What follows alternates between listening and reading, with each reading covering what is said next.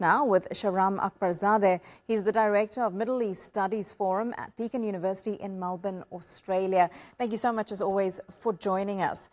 So we're hearing from the Qataris talking about a renewal agreement in terms of defense. They've had that long-standing agreement between the United States. How could that possibly change going forward in light of last week's attack that many say the United States would have known about before Israel even did it?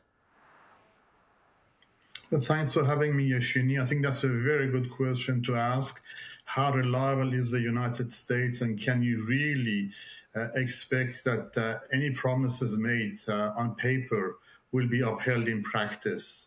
Because the US has demonstrated that it is not willing to rein Israel in. It's not willing to stop Israel pursuing its really adventurous agenda that is throwing the whole region into disarray. Israel's policy has threatened regional security. Israel has been violating international law. The latest is what Israel has done in relation to Qatar, but it has done there have been other instances of Israel violating the sovereignty of its neighbors, Lebanon, Syria, Yemen, Iran. So the question is, can Qataris and can GCC trust the United States to deliver security and safety for the region? I think that's a very big ask, very big question that many officials in major Arab capitals are asking. And I think the answers and the feeling is, as your reporter indicated, the feeling is that perhaps not. If they cannot rely on the United States for that, will we see GCC countries coming together or working more closely now in terms of defense, even among countries who haven't had very warm relations in the past? Well, there's definitely momentum in that direction. The practicalities of it is going to be very challenging. So I think for the time being, there are a lot of people talking about some kind of a regional defense arrangement so they can stand up on their own feet and protect themselves.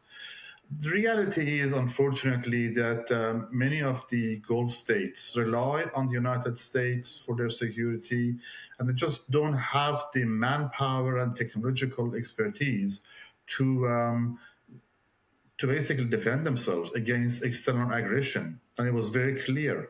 Iran attacked Qatar, Israel attacked Qatar, and it's really highlighted how national security and national defense in GCC is contingent on U.S. involvement.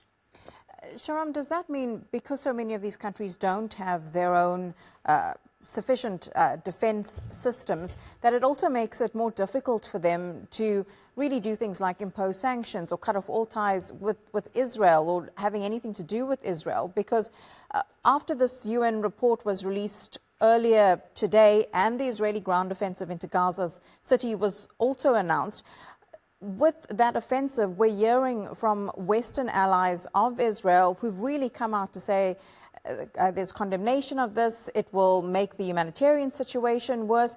And even the EU is saying they're looking at imposing further sanctions, which will be discussed on Wednesday. These are actions now that seem to be further isolating Israel, but if they still have the support of the United States, do any of those sanctions matter? Well, I think in the last Arab and Islamic summit held in Doha, many people talked about imposing a boycott on Israel and severing diplomatic ties with Israel in response to what Israel has done, not just its attack on Qatar, but also the past 2 years of genocide in Gaza, and also its expansionist policy in the West Bank, which has really made any future Palestinian state fanciful. So there has been a lot of push in that direction.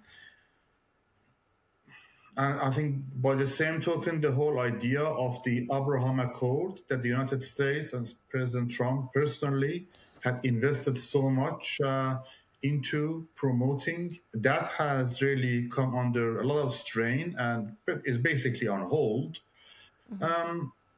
That doesn't, so I think GCC Arab states can pursue some kind of a boycott or restriction or sanction against Israel. That's possible.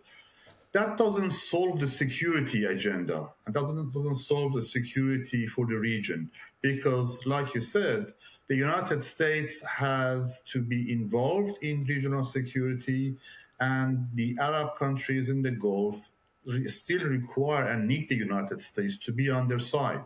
And I think the latest visit by Marco Rubio was really designed to reassure the Qataris that the US is committed to Qatar's defense, and signing up this new enhanced cooperation is really designed to send that message to Qatar that the US is serious about defending Qatar. Shahram Akbarzadeh, always good to get your analysis. Thank you.